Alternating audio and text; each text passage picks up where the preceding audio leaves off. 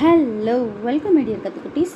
நாம் இப்போ நம்ம சேனலில் 12th ஸ்டாண்டர்ட் மேத்தமெட்டிக்ஸ் பார்த்துட்ருக்கோம். சாப்டர் 5 2 டைமென்ஷனல் அனலிட்டிக்கல் ஜியோமெட்ரி, இருபரிமாண பகுமுறை வடிவியலுங்கிற சாப்டர் வந்து பார்த்துட்ருக்கோம். இன்றைக்கி நம்ம எக்ஸசைஸ் 5.2 பார்க்கலாம். பயிற்சி 5.2ல் 8ல் செகண்ட் சம் வந்து பார்க்க போகிறோம். சரிங்களா? ஸோ பின்வரும் கூம்பு வளைவின் வகையை கண்டறிந்து அதன் மையம், குவியங்கள், முனைகள் மற்றும் இயக்குவரைகளை காண்க. x plus 1 the whole squared by 100 plus y minus 2 the whole squared by 64 equal to 1. Identify the type of conics and find its vertex, center, foci and characteristic equation of the following. அதாவது நமக்கு வந்து ஒரு equation கொடுத்து அது என்ன type of கானிக்ஸ்னு நம்ம வந்து கண்டுபிடிக்கணும். எந்த விதமான கூம்பு வளைவுன்னு நம்ம கண்டுபிடிச்சிட்டு அதோட இந்த பேராமீட்டர்ஸ் எல்லாத்தையும் நம்ம வந்து கண்டுபிடிக்க வந்து சொல்லியிருக்காங்க. சரிங்களா? ஸோ நமக்கு ஈக்குவேஷன் மட்டும் கொடுத்துருக்காங்க.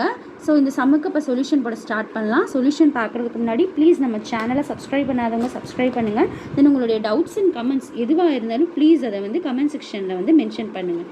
ஓகேங்களா? ஸோ வாங்க இப்போ நமக்கு இந்த ஈக்குவேஷனில் நல்லா கவனித்து பாருங்களேன். நமக்கு மொத்தமே 3 டைப்பில் தான் கானிக்ஸ் இருக்குது: பேராபோலா, ஹைப்பர்போலா அண்ட் எலிப்ஸ்.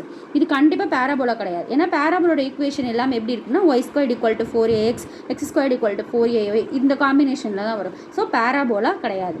அடுத்து நெக்ஸ்ட்டு பாருங்கள், ஹைப்பர்போலாவாக இருக்குமான்னு பாருங்கள். ஹைப்பர்போலாவோட ஈக்குவேஷன் எப்படி இருக்கும்? நடுவில் மைனஸ் வந்துருக்கும். அதாவது X squared by A squared minus Y squared by B squared equal to 1. அதாவது எதுவுமே இல்லை, இந்த இடத்துல வந்து மைனஸ் வந்துருக்கும். மைனஸ் வந்துருந்தால் அதை வந்து நம்ம வந்து ஹைப்பர்போலான்னு சொல்லுவோம். ஸோ ஹைப்பர்போலாவும் கிடையாது. தென் மூணாவது பாருங்கள், ellipse.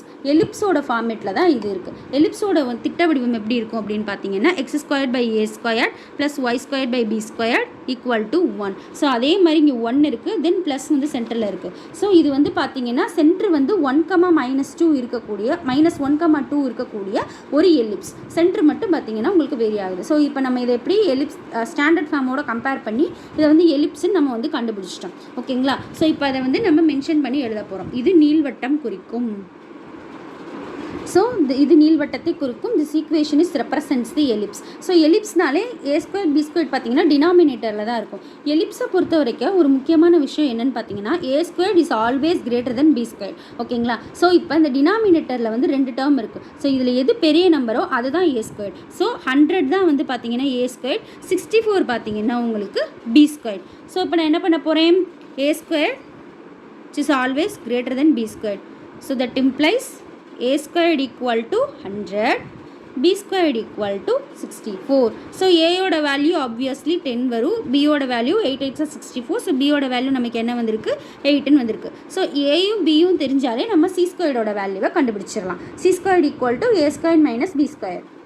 So a squared minus b squared போயிடுச்சு. c squared equal to a squaredோட வேல்யூ 100, b squaredோட வேல்யூ 64. ஸோ c squaredோட வேல்யூ என்ன வரும்? 100 minus 64ங்கிறப்ப நமக்கு 36. ஸோ c யோட வேல்யூ நமக்கு என்னென்னு கிடைக்கும்? 6 அப்படின்னு கிடைக்கும். சரிங்களா? ஸோ a, b, c மூணோட வேல்யூவுமே நம்ம வந்து கண்டுபிடிச்சிட்டோம். தென் இப்போ நம்ம என்ன பண்ண போகிறோம் அப்படின்னா மையம் என்ன, நெட்டச்சு மையம் என்ன, அதோட வேர்டெக்ஸ் பாயிண்ட்ஸ் என்ன அப்படிங்கிறதெல்லாம் நம்ம வந்து கண்டுபிடிக்க போகிறோம். ஸோ மையம் வந்து கண்டுபிடிக்கிறதுக்கு முன்னாடி ஃபஸ்ட்டு இந்த எலிப்ஸோட ஸ்டாண்டர்ட் ஃபார்மை நான் எழுதிடுறேன். அப்போ தான் உங்களுக்கு புரியும். ஸோ கொடுத்துருக்க சம்மு வந்து இதுதான்: x plus 1 by whole squared by 100 plus y minus 2 the whole squared by 64 equal to 1. இதுதான் கொடுத்துருக்க சம்மு. இதை நான் வந்து ஈக்குவேஷன் நம்பர் 1ன்னு எடுத்துக்கிறேன். இந்த ஈக்குவேஷன் நம்பர் 1 வந்து x minus h the whole squared by a squared plus y minus k the whole square by b square equal to 1 உடன் ஒப்பிட. இப்போ ஒப்பிட்டு பார்த்தோம் அப்படின்னா உங்களால் ஈஸியாக கண்டுபிடிச்சிட முடியும். ஸோ கம்பேர் வந்து நான் வந்து பண்ண போகிறேன். ஸோ வாங்க கம்பேர் பண்ணுவோம். ஹெச் இருக்க வேண்டிய இடத்துல h, k தான் நம்மளுடைய மையம். தேர்ஃபோர் சென்டர் எப்படி கண்டுபிடிப்போம்? h, k மையம் h, k. So h, k. So X இருக்க வேண்டியதில் எக்ஸு மைனஸ் ஹெச். ஸோ இந்த இடத்துல ப்ளஸ் 1 இருக்குது. அப்போ மைனஸ் இன்ட்டு மைனஸ் தான் நமக்கு ப்ளஸ்ஸு. ஸோ நமக்கு இந்த இடத்துல என்ன கிடைக்குது? -1 தான் நம்மளுடைய H. So -1, y minus k. So y minus 2. So k இருக்க வேண்டிய இடத்துல 2 இருக்குது. ஸோ 2. ஸோ 1, -1, 2 அப்படிங்கிறது தான் என்னது? நம்மளுடைய மையம். அடுத்து வந்து நமக்கு வந்து இது வந்து என்ன டைப் ஆஃப் பேரபோலா அப்படின்னு பார்த்தீங்கன்னா எக்ஸ் ஆக்சிஸ்க்கு சிமெட்ரிக்காக இருக்கும். சரிங்களா, பேரலாக இருக்கும். இந்த பேராபோலா கிடையாது, எலிப்ஸு எக்ஸ் ஆக்சிஸ்க்கு பேரலாக இருக்கும். எப்படி நான் சொல்கிறேன்னா, நம்மளுடைய பெரிய நம்பர் எது 100 தான். சரிங்களா, இந்த 100 வந்து பார்த்தீங்கன்னா ஏ ஸ்கொயர்டுன்னு சொல்கிறோம். ஏ ஸ்கொயர்டு வந்து எந்த பேராமீட்டருக்கு கீழே இருக்கோ அதுதான் வந்து நம்மளுடைய நெட்டச் மேஜர் ஆக்சிஸ். வந்து நம்ம என்னன்னு சொல்லுவோம், ஏன்னு தானே மென்ஷன் பண்ணுறோம், ஏ டேஷ்னு குறிக்கணுமா. ஸோ இதுதான் வந்து நம்மளுடைய நெட்டச் மேஜர் ஆக்சிஸ். ஸோ அப்போ எக்ஸ் தான் வந்து நம்மளுடைய மேஜர் ஆக்சிஸ். நம்மளுடைய எலிப்ஸ் வந்து எப்படி இருக்கும் அப்படின்னு பார்த்தீங்கன்னா, எக்ஸ் ஆக்சிஸ்க்கு வந்து பார்த்தீங்கன்னா பேரலாக இருக்கும். பெரிய நம்பர் எங்கே இருக்கோ அதுக்கு மேலே வந்து என்ன பேராமீட்டர் இருக்குன்னு பாருங்கள், அதுதான் நம்மளுடைய எலிப்ஸோட மேஜர் ஆக்சிஸ். ஓகேங்களா, so the major axis is parallel to x-axis. அதே மாதிரி நெட்டச்சு எக்ஸ் அச்சுக்கு இணையாகும். இதை வந்து மென்ஷன் பண்ணிடுங்க. சரிங்களா, ஸோ நெட்டச்சு வந்து எக்ஸ் அச்சுக்கு இணையாக இருந்துச்சுன்னா நம்மளுடைய கண்டிஷன்ஸ் இருக்குது. என்னென்ன கண்டிஷன்ஸ் போடுவோம், தேர்ஃபோர் குவியங்கள். ஸோ நம்மளுடைய சேஞ்சஸ் எல்லாமே வந்து பார்த்திங்கன்னா எக்ஸ் பேராமீட்டர்ஸில் தான் இருக்கும், ஹெச்சில் தான் இருக்கும். நம்ம ஹெச் கமா கே தானே, ஸோ ஹெச்சில் தான் எந்த ஆப்ரேஷன்ஸாக இருக்கும். கே வந்து சும்மா தான், நம்ம வந்து எந்த ஒரு ஆப்ரேஷனும் பண்ண மாட்டோம். So H plus C comma K, H minus C comma K, நான் சொன்ன மாதிரி ஹெச்சில் தானே. So minus C plus C. இப்போ வாங்க குவியங்கள்ங்கிறப்ப ஃபோக்கி. இப்போ ஹெச்சோட வேல்யூ நமக்கு தெரியும் என்ன, -1 அண்ட் சியோட வேல்யூ நம்ம கண்டுபிடிச்சிருக்கோம் 6 கமா கேயோட வேல்யூ என்னன்னு பார்த்தீங்கன்னா 2. அவ்வளோதான். அதே மாதிரி -1 -7 கமா 2. இப்போ மென்ஷன் பண்ணுங்கள், நமக்கு என்ன வரும், 5 கமா 2 வரும். தென் -8 கமா 2. இதுதான் நம்மளுடைய குவியங்கள், ஃபோக்கி பாயிண்ட். அதே மாதிரி முனைகள், vertex H plus a comma k, then H minus a comma k. நான் சொன்ன மாதிரி எக்ஸ் ஆக்சிஸில் தான் சேஞ்ச் ஆகும், ஒய் ஆக்சிஸில் இருக்க கேல எந்த சேஞ்சும் வராது. ஸோ அப்படி பார்க்குறப்ப ஹெச்சோட வேல்யூ நமக்கு என்ன வரும், -1 ப்ளஸ் ஏயோட வேல்யூ என்னன்னு பார்த்தீங்கன்னா நமக்கு 10. ஸோ ப்ளஸ் 10 கமா கேயோட வேல்யூ 2, தென் -1 -10 கமா 2. ஸோ ஆன்சர் நமக்கு என்ன வரும், 9 கமா 2 அண்ட் -11 கமா 2. இதுதான் நம்மளுடைய வெர்டெக்ஸ் பாயிண்ட்ஸ். இதுவும் கிடச்சிருச்சு. அடுத்து நமக்கு என்ன கண்டுபிடிக்க சொல்லியிருக்காங்க, இயக்குவரை கண்டுபிடிக்க சொல்லியிருக்காங்க. ஸோ எக்ஸ்ஹெச்சுக்கு இணையாக இருக்கக்கூடிய நீள்வட்டத்தோட இயக்குவரை எப்படி இருக்கும்னா, x = h + a²/c. ஓகேங்களா, இது ஒரு இயக்குவரை. இன்னொரு இயக்குவரை என்னன்னு பார்த்தீங்கன்னா x = h -a²/c.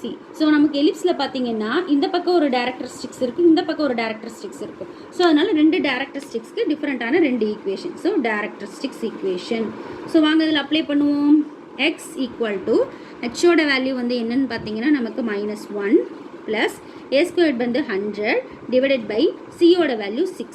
சிம்பிளிஃபை பண்ணால் x = 6 × 1 -6 வரும் ப்ளஸ் 100 பை 6. ஸோ 100 - 6ங்கிறப்ப நமக்கு ஆன்சர் 94 வரும். So x = 94 by 6. அப்போ நம்ம இதை எதால் டிவைட் பண்ணலாம், 2ஆல் டிவைட் பண்ண போகிறோம். 3 2s are 6. இதை போடும்போது உங்களுக்கு வந்து பார்த்தீங்கன்னா 4 2 8 7 2 16 47/3 வரும் ஒரு வேல்யூ. சரிங்களா, x = 47/3. இன்னொரு வேல்யூ போடுவாங்க, x = ஹெச்சோட வேல்யூ -1 -100 டிவைடட் பை 6. 6 × 1 -6 வரும், -6 -100 டிவைடட் பை 6. ஆன்சர் வந்து -106/6. இதையும் நம்ம வந்து என்ன 2ஆல் கேன்சல் பண்ணுவோம். ஸோ -53/3 வரும். So x = -53/3. இது வந்து இன்னொரு டைரக்டரிஸ்டிக்ஸ்.